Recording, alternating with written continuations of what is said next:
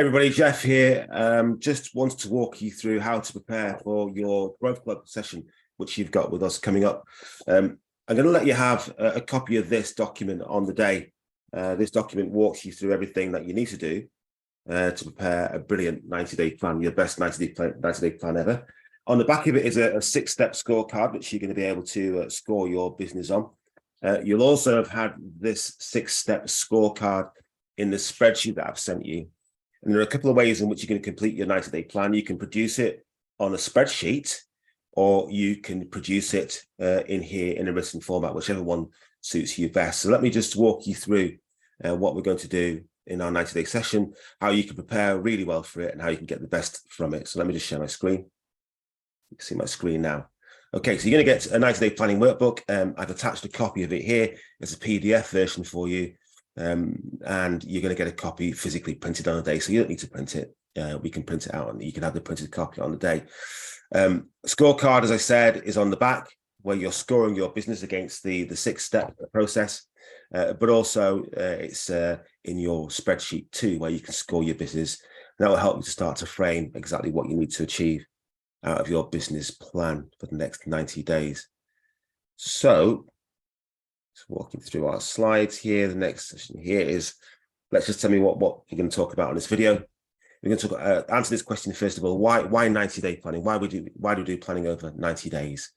We're going to talk about how to choose the right goals once you attend the session. We're going to talk about how we make those goals into SMART goals. You may have heard of the SMART acronym before, but we'll walk through that, how you're going to make those goals SMART. Then we're going to talk about Gantt charts. The Gantt chart is a tool which we use to help you to plot what's going to happen over the course of the next 12 to 13 weeks or next 90 days. So you hit your goals and you get to the end of the 90 days and you've made some massive progress in your business. And then finally, going to walk you through how you're going to make it all work, how you're going to get it to work. But first of all, let's just talk about the importance of planning.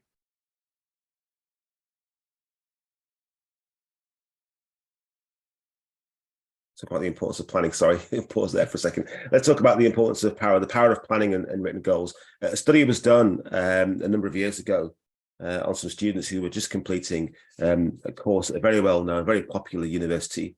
They just finished a business degree. An interview was done with a series of the students, and they were asked what their plans were as they were going out into the world to find work. Now, interestingly, the guys who just finished a business degree, and 70% of them had no written or verbal plan or goals, nothing written down, nothing verbal either, no plans at all as to where they were going to go. They were just going to wing it and see what came in their direction. That's quite staggering, isn't it? And a business course and showing others how to write business plans, but they had no plan themselves. 27% of them had verbal goals, so they could tell you what they were going to achieve, what they wanted to do, what their goals were, and what they wanted to achieve in life. And only 3% of them had their goals actually written down. So a really small number written down. So it's quite staggering, isn't it? 70% of these students had no idea as to what they were going to do, didn't have the faintest idea as to where they were going, nothing written down, nothing verbal. Only 30% of them had goals. They got back in touch with these students 10 years later. And what they found was that the 3% who had written goals had 98% of the wealth of the rest of the group.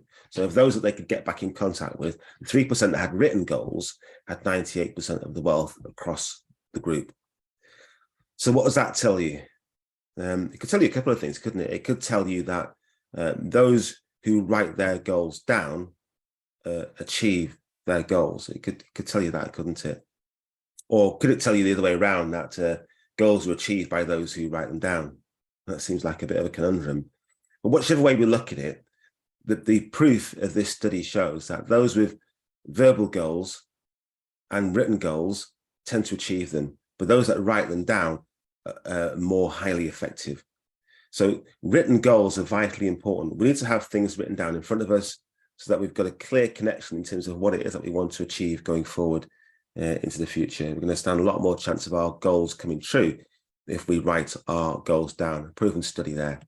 So that's why we have goals and we write goals down in our planning process. So just make a note on your piece of paper. Just write this down in big letters. Write it down. Write it down, okay? So get your goals written down. If you get your goals written down, you've got a much higher chance of achieving them because you've got real focus just by the fact that you've written it down, okay? And that's what we're going to be going through in our 90-day process. I just want to show you this quick video.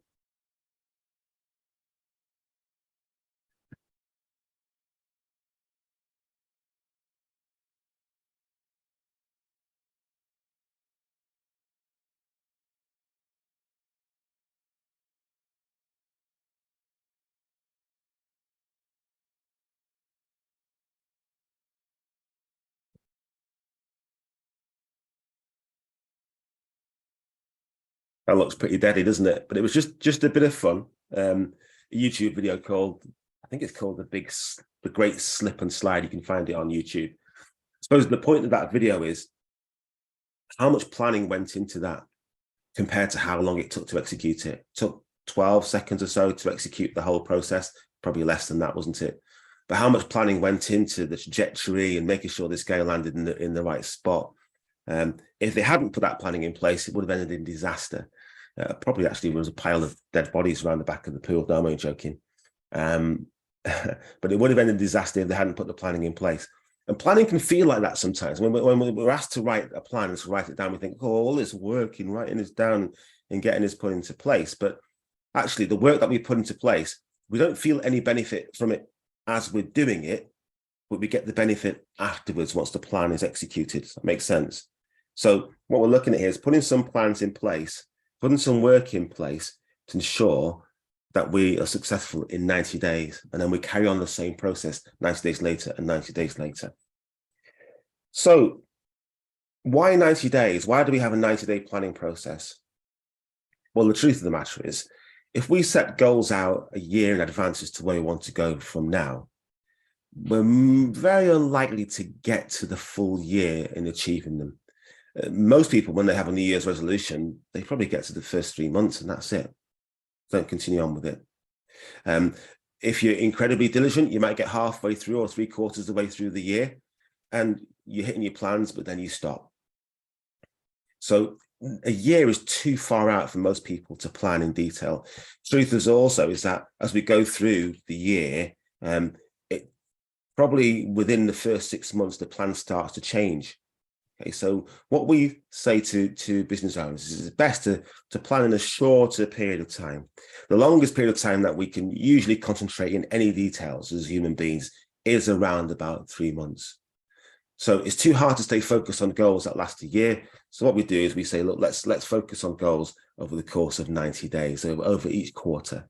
Okay, over a quarter, we're able to keep our focus. Think about a quarter. Think about the last quarter, how quickly it went. A quarter is only 12 weeks. 12 weeks, that's all it is. Think about how quickly the last week went, the last 2 weeks, the last 3 weeks went. Okay. So what we get you to do is to focus on a very short period of time over 90 days. So you're able to plan in detail and you're able to track your progress over the course of that 90 days. So we say to you, pick 1, 2, 3 goals. If you've got a team that's helping you, maybe 4 or 5 goals because you're going to delegate it down to the team to carry out those tasks. Pick just a few goals, less is more, and focus on achieving those goals. Now, just a point on goals. Goals mustn't be your everyday work. Goals mustn't be things that we do on a regular basis. Goals must be something that are going to change our business and move our business forward. Goals need to be challenging, need to feel a little bit scary, okay, but achievable with effort, with a stretch.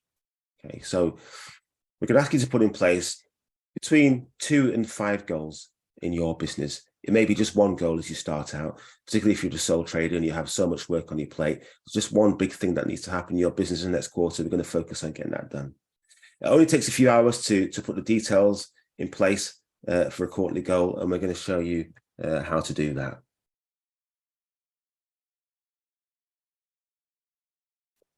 So now we know that why we put it over 90 days. We're going to look at how we can choose the right goals. Success starts with choosing the right goals.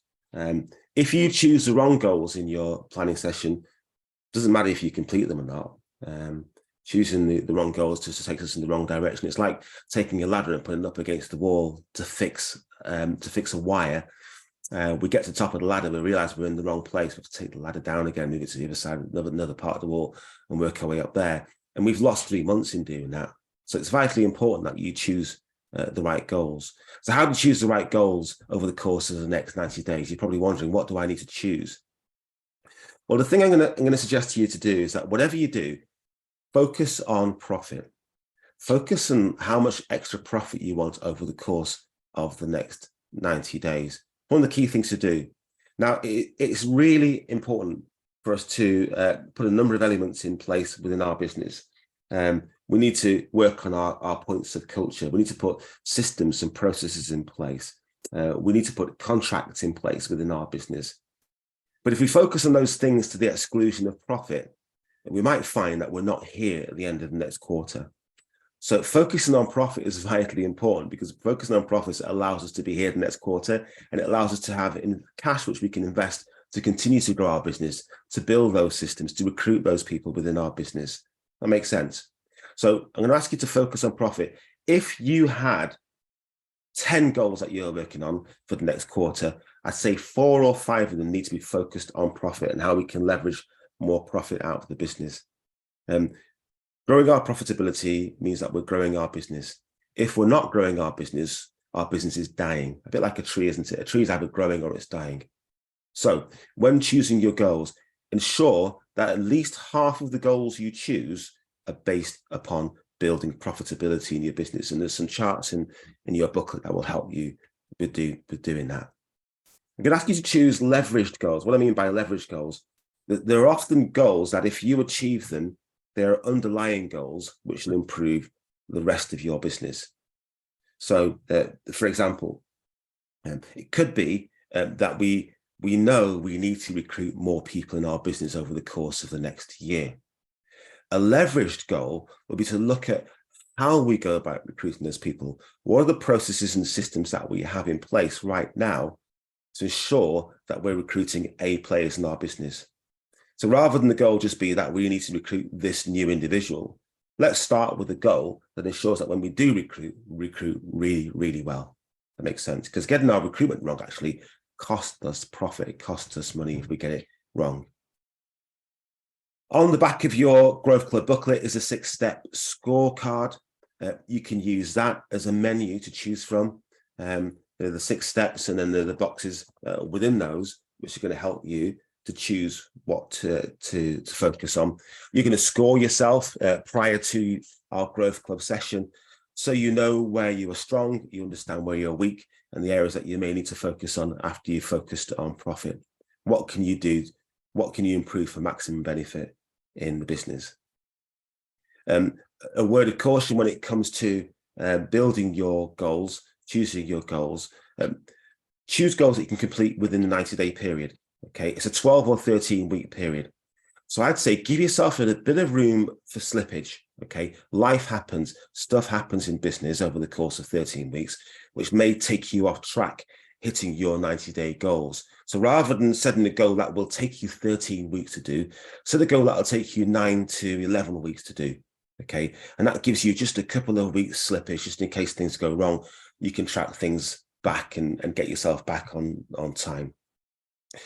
If a goal you're looking at is really big and it's going to take more than 90 days to do, that's fine too. Just break it up into chunks that you'll be able to achieve over the course of 90 days for each of those chunks. So you've got a massive project, you're going to break it up maybe over the course of 4 or 5 or 6 quarters. Just break it up. What do I need to do first? What's the foundational element that I need to do this quarter? Keep it really simple. And of course, if you put something into your plan and it takes you longer than 12 to 13 weeks to do, again, don't panic. What will happen is in the next quarter, you just stick it into the next quarter. Obviously, you want to avoid doing that. And the more you do this, the better you'll get at planning. Okay, but let's try and keep our goals manageable within a 90-day period. That's what you want to do. So when it comes to choosing goals. Now, just a little bit of warning, actually, before we move on to the next step of setting the details of your goal.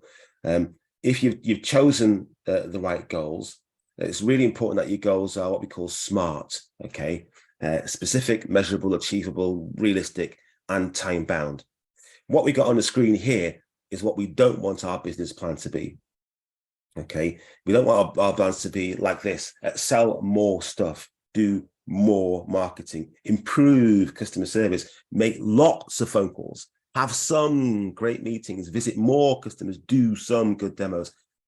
Fluffy. We don't want our plans to be fluffy. We don't want our plans to be woolly, as it's showing here. We want our plans to be detailed. We want them to be specific. This plan here, which you're looking at on the screen, is just setting you up to fail, okay? This business owner is not going to achieve anything over the course. In fact, their team are going to be incredibly frustrated. So we want you to sell more stuff. What does that mean? I want to increase sales. What does that mean? Does that mean that if we increase sales by 1 pence, we've hit our target? No, nobody's going to set a goal to increase their sales by 1 pence over the quarter. We want to increase our sales by a specific amount. So if you want to increase our sales, just for argument's sake, by £30,000 over the quarter, the first thing you've got to know is, what is the benchmark? So where are we starting from? Are our sales currently £50,000, £100,000, and we're going to increase them by £30,000? We need to know where we're going from. So we've got a finish point. What we'll also want to do is just break that increase up as well. So over the course of the next 3 months, how are we going to increase by £30,000? Is it going to be £30,000 in month 1? Or are we looking for £8,000 in month 1, an £8,000 increase in sales in month 1, a £7,000 increase in sales in month 2, and a £15,000 increase in sales in month 3? Does that make sense? So we're going to break it up into detail. So quite detailed in terms of what it is that we're looking to achieve in the business. So just beware when you set your plans for these words. If you see fluffy words like we want to increase, we want to improve, we want to decrease, we want more of, you don't have a solid plan for the next 90 days. Avoid those indefinite words, those fluffy, woolly words that you can see on the screen. Make sure none of those terms are in your 90-day plan. Really important point there to remember. So we want to make our goals smart. We want to make smart goals. So you may have seen this before. The SMART stands for specific, measurable, achievable or agreed, realistic or relevant, and time-bound. Now, of those 5 letters, S-M-A-R-T, which do you think are the most important? I like to focus on the specific, measurable, and time-bound. Yes, they need to be achievable or agreed with the team. Yes, they need to be realistic as a team. But I'll just discount those 2 and call these SMUT goals, okay? Being specific, as we've just discussed, is the most important thing. Being measurable is key. So if you find you've written a goal down and you can't measure it, revisit that goal. You will be able to measure it. You'll be able to put a number by it. It could be pounds, it could be hours, it could be weeks, it could be months. Whatever it is, we need to be able to measure that goal. Specific, where are we going, what we're doing over what's happening each month, and measurable. And then time-bound is the most important thing there. We need to achieve it within a specific period of time. And that creates a level of pressure to make sure things that get done. So our goals need to be SMART goals, however you want to interpret that. We need to have a time scale, need to be specific, and they need to be measurable. SMART goals, SMART goals, whichever one you want to use. So we've done our introduction to planning. We've looked at our SMART goals and looked about choosing the right goals. Let's look at putting in place a Gantt chart. A Gantt chart is just a tool that we use actually to plan how we're going to execute our plan. The Gantt chart, the word Gantt comes from a man, an industrialist called Henry Gantt, who lived at the end of the 19th century, actually, in the beginning of the 20th century. He was tasked with some huge roles actually during the First World War. And one of the things that one of the tools that he came up with to chart how he was going to complete his projects was a chart called the Gantt chart. That's why it's called the Gantt chart, based after Henry Gantt. So how do we construct a Gantt chart? I'm going to show you how to construct it in a minute. But the first thing we do is we take a task and we break it down into a list. So you're going to get pen and paper, literally. And you're going to have 2, 3, 4, 5 goals. For each of those goals, you're just going to break the goal up into its constituent parts. So there's a huge goal you want to get to. So, for example, my goal was to run this Growth Club session. So how do we get a Growth Club in place? How do we work out what's got to happen next? Well, we write a list, basically. So the first thing I need to do was shortlist the venues. Then I needed to book the venues. Then I needed to create a web page and a booking site for people to be able to book onto for the venue. Send the email invites out at least twice, social media once or twice per week, call the booked attendees, email attendees. There's a whole list of things that need to happen over the course of 12 to 13 weeks for me to get a Growth Club in place. Okay, so that makes sense. So we start with our SMART goal, which is specific, it's measurable, it's time bound, and then we write a list of actions. It's really important that we write this list, because as we write the list, we go through it quite quickly. You might find there are elements of the list that we've missed out as we go back and review it. So it's a really useful thing to do, to write it down in the list first, review the list. Is there anything missing? Do we need to move a couple of things forward? So you can see in the list there, a couple of things have been moved up the list from where they were. So that's the starting point of creating a Gantt chart. The next thing we do then is we take that list and we put it into a chart, a physical chart. Now, in your booklet on page 16 is the beginning of your Gantt chart experience. So on page 16 of your booklet, you'll find your first Gantt chart. Okay, what we do is we make sure our goal is specific, it's measured, achievable, and there's resources and timescale for it. And then we list all those elements that were in our list down the left-hand side of the chart. And then across over the 12 or 13 weeks of the quarter, we say in which week are each of those elements going to be done. So you can see it tracking across the screen there. You're going to do it in your booklet if you want to. You can do it on the spreadsheet, which we provided, whichever way works best for you. So it's quite simple, really, a Gantt chart. All it is, we've taken our goal, we've broken it down into its constituent steps in the list. We've reviewed that list. We've then put it in the column, the very first column of our Gantt chart. And then we decide in which weeks each of those activities is going to take place. Really quite straightforward way of doing it. If I just go back to the previous slide, you can see there that there'll be initials next to it, each who is responsible for carrying out each of the tasks. So we've got initials next to each of those. So we just put those into the Gantt chart too and say who is responsible for each of those tasks, and we're able to check in with each of those members of our team. So that's the Gantt chart. It's a beautiful, simple chart. You cannot fail to follow it. Okay, it's very clear to what's got to happen over the course of the next 12 weeks in your business for you to get real traction and move your business forward. So then, now we've understood why we do 90-day planning, we've chosen the right goals, we've made them SMART goals, and we've plotted them in the Gantt chart. How do you make it all work? Well, here's some tips to help you to make it all work, to make sure that when you come back to the next Growth Club, you can put your wins on the board and say, look, this is what we achieved and this is how we benefited from it. The first thing is keep your plan visible. Okay, so this Gantt chart that you're going to produce on paper, you might decide to blow it up and stick it on the wall. You might just take it in its current format and stick it on the wall so you can tick it off as you go along. If you've done it on the Excel version, you might decide to save it as a bookmark on your web browser. So you save it online, put it as a bookmark, maybe have it open up with your web browser so you can see it on a daily basis and see where you're at. Really important to keep it visible. The second thing you need to do is reserve time each week for working on your goals. So in my diary, it's Friday afternoon, 3 till 4 p.m. is when I've put time aside to start working on my goals. You might decide to do that on a Monday. Mondays work really well because what we're able to do is we're able to track ahead for the following week. Now, I do it on a Friday because it works for me. I do it on a Friday and I track ahead what I've got to do the following week with my goals. So that's an hour. It could be 2 hours in your diary that you've reserved to work on your goals. It's sacrosanct. Let nothing get in the way of it. These goals are going to give you traction and move your business forward. Number 3, when you start working your goals, just review last week's actions. Have a look at how you got on with your goals last week. Did you complete them? Is there anything struggling, anything that was that should have been done, that hasn't been done, that's been held up. Okay.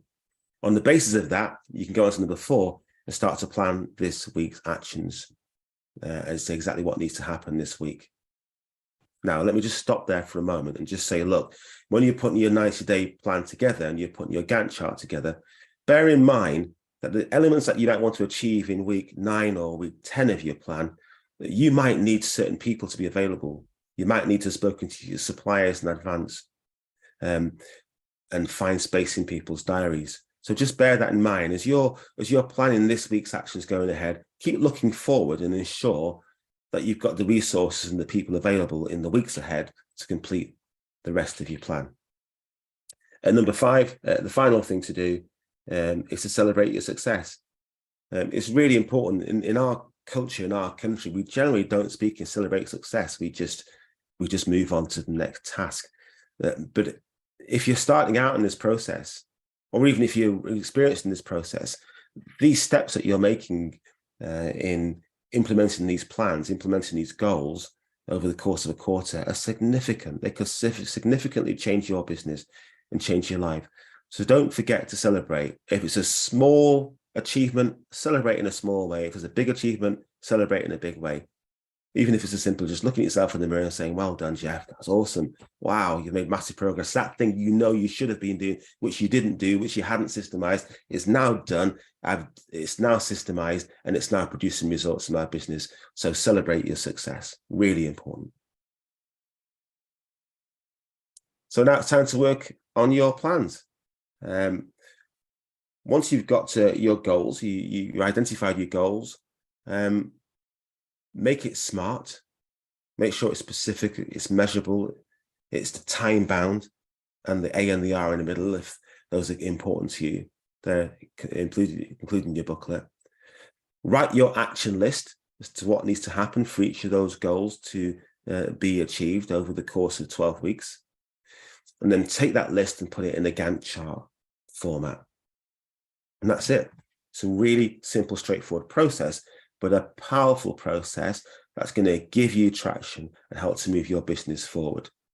So that was just a quick guide to help you to understand how you're going to write your 90-day plan when you come along to Growth Club. We've got a lot of education on the day. You're going to be in the room with other business owners. I'll be there to help you to write your plan. And if I have other coaches with me, they'll be in the room also to help you to write your plan. And look forward to working with you over the next 12, 13 weeks to help your plan come to fruition. See you soon.